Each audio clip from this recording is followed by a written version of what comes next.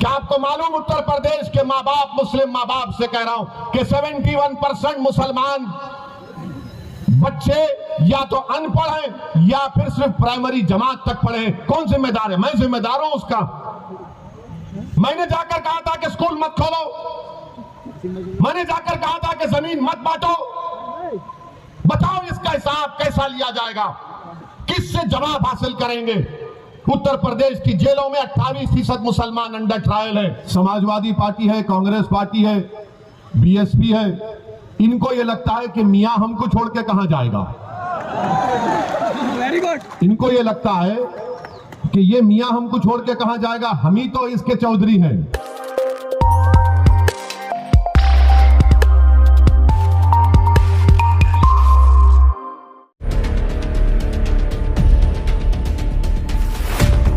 एक भी मुसलमान नहीं है। अब दूसरी जानिब आप आइए, समाजवादी पार्टी है, कांग्रेस पार्टी है, बीएसपी है। इनको ये लगता है कि मियां हमको छोड़ के कहां जाएगा। Very good. इनको ये लगता है कि ये मियां हमको छोड़ के कहां जाएगा, हम ही तो इसके चौधरी हैं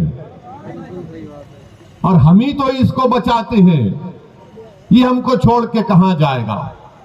तो हुआ क्या कि आप दोनों तरफ से पीछे जा रहे हैं। समाजवादी से पूछिए, कांग्रेस से पूछिए, बीएसपी से पूछिए, वो बोलेगा अरे तुम ठहरो, बाजू ठहरो, फिक्र मत करो। अगर आप बोलेंगे ये मेरा मसाइल है, ये मेरी तकलीफ है, ये मेरे मुझसे नाइंसाफी हो रही है, आप आवाज उठाओ, तो ये पार्टी कहेगी अगर हम तुम्हारे बारे में बोलेंगे तो हमको हिंदू वोट नहीं मिलेगा, इसीलिए आप खामोश बैठ जाओ।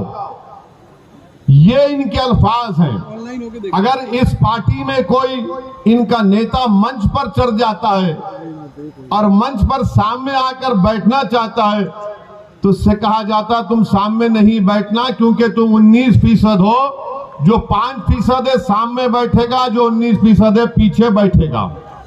ये हकीकत है, इससे कोई इनकार नहीं कर सकता।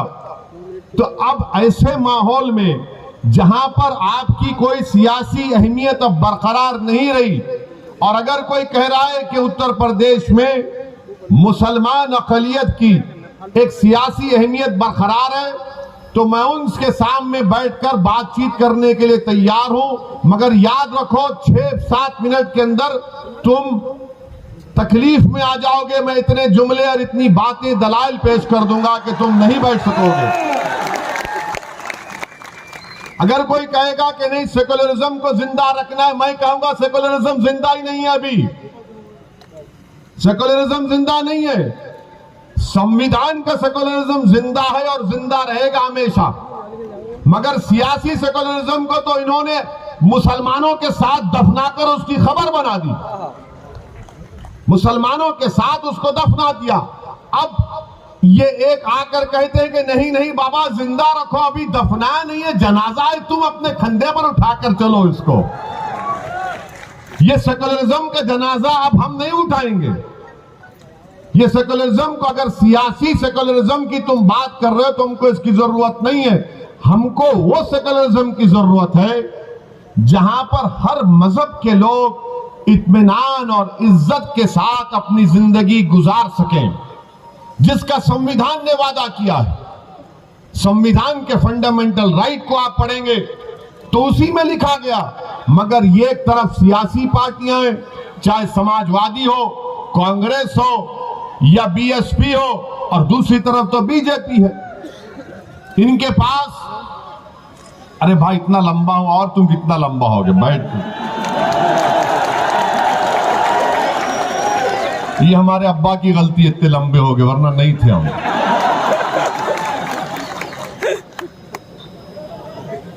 तो मैं आपको बता रहा था कि ये सेकुलरिज्म के नाम पर आपके पास आते हैं। अच्छा, अब समाजवादी पार्टी क्या कर रही है?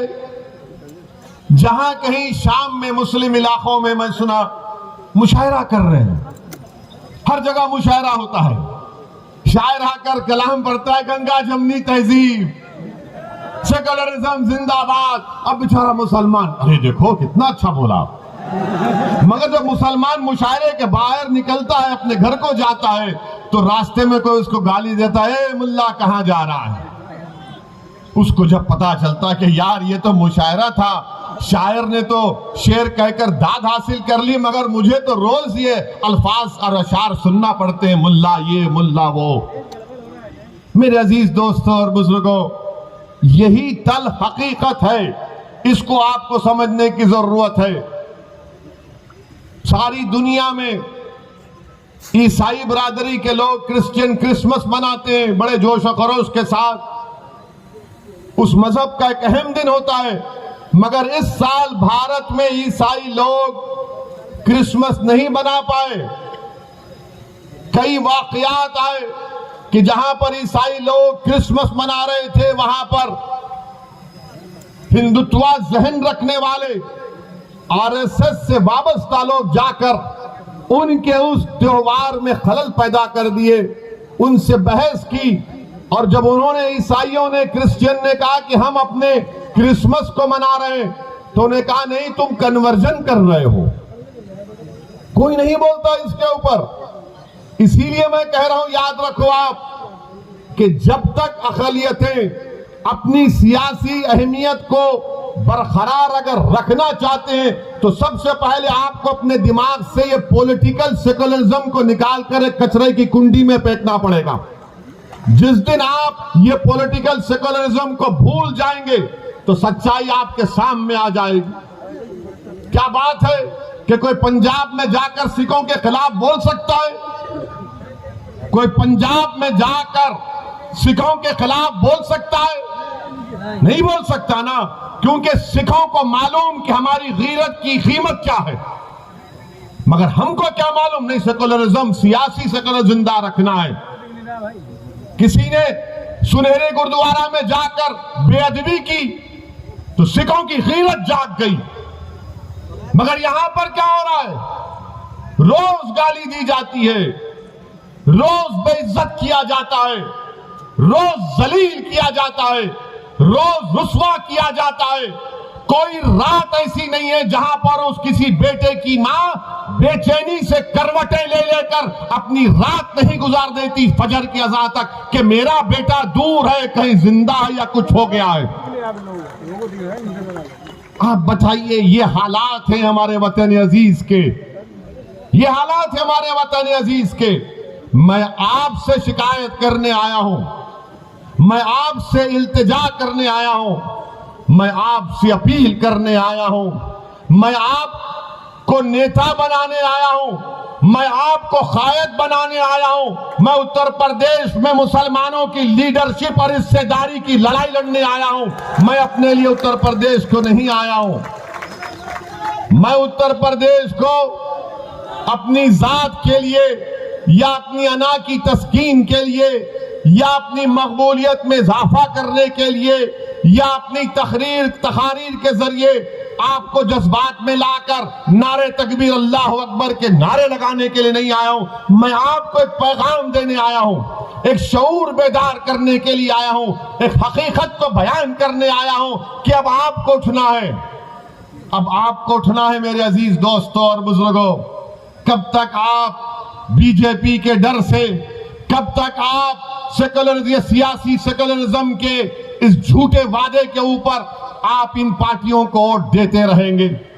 आज आपको उत्तर प्रदेश में अपनी हिस्सेदारी की लड़ाई लड़ना है, आपको अपने हिस्से को हासिल करना है। अगर आप ऐसे ही इनके इस्तेसाल का शिकार हो जाएंगे, जिसको अंग्रेजी में कहते हैं पॉलिटिकल एक्सप्लॉयटेशन किया जाता है, तो बताइए क्या हासिल होगा फिर? 60 साल से अगर यहां पर मेरे इस जलसे में अगर कोई 70 साल के हमारे बुजुर्ग बैठे हैं, मैं आपसे अपील कर रहा हूं, अगर आप नहीं बैठे हैं तो जहां तक मेरी आवाज पहुंच रही, मैं आपके दिल से मुखातिब होकर कह रहा हूं, अपने दिल पर हाथ रखकर कहो कि मैंने जितने बातें कही वो सच है या झूठ है। कब तक आप इन लोगों के दिल फरेब बातों में आकर ये सियासी सेकुलरिज्म के नाम पर वोट देते रहेंगे? क्या हासिल हुआ मुसलमानों को? क्या तुमको मालूम उत्तर प्रदेश के मुसलमानों, तुम्हारी गरीबी का आपको मालूम आपकी गरीबी क्या है? उत्तर प्रदेश में 2% भी मुसलमान ऐसे नहीं है जिनके पास 2 एकड़ से ज्यादा जमीन हो। 2% भी नहीं, 1.70, खाली 1.70% मुसलमानों के पास 2 एकड़ जमीन है। आपके पास तो वो भी नहीं, मगर आपके दिमाग में डाल दिया गया ये पॉलिटिकल सेकुलरिज्म को वोट डालो। क्या आपको मालूम उत्तर प्रदेश के माँ बाप, मुस्लिम माँ बाप से कह रहा हूं कि 71% मुसलमान बच्चे या तो अनपढ़ हैं या फिर सिर्फ प्राइमरी जमात तक पढ़े हैं। कौन जिम्मेदार है? मैं जिम्मेदार हूं उसका। मैंने जाकर कहा था कि स्कूल मत खोलो, मैंने जाकर कहा था कि जमीन मत बांटो। बताओ इसका हिसाब कैसा लिया जाएगा? किससे जवाब हासिल करेंगे? उत्तर प्रदेश की जेलों में 28% मुसलमान अंडर ट्रायल है। शौकत ने सही कहा, स्कूल खोलने की जगह थाना खुल जाता है, अस्पताल की जगह शराब खाना खुल जाता है। क्यों खुलता है? क्योंकि आपकी सियासी अहमियत नहीं रही। इनको मालूम कि मुसलमान को सिर्फ जज्बात में ला लो। मैं आपको यकीनन जज्बात में लाने के लिए कह रहा हूं, मगर जज्बात का इस्तेमाल ठोस काम के लिए होना चाहिए। और जितने मुसलमानों को आपने वोट दिया है माजी में, वो या तो बड़े बड़े फाइनेंशियल पावर रखने वाले दौलतमंद थे या फिर कोई और थे जिनका जमीन से कोई ताल्लुक नहीं था, जिनका गरीब मुसलमान नौजवानों के ख्वाबों को पूरा करने से उनका कोई मतलब नहीं था। इनको सिर्फ इलेक्शन जीतने से मतलब था। वो ये समझते थे कि हम जीत जाएंगे तो बस काम हो गया। मैं ये कह रहा हूं कि मैं मिटने तैयार हूं, मगर तुमको जीतना है इंशाअल्लाह ताला।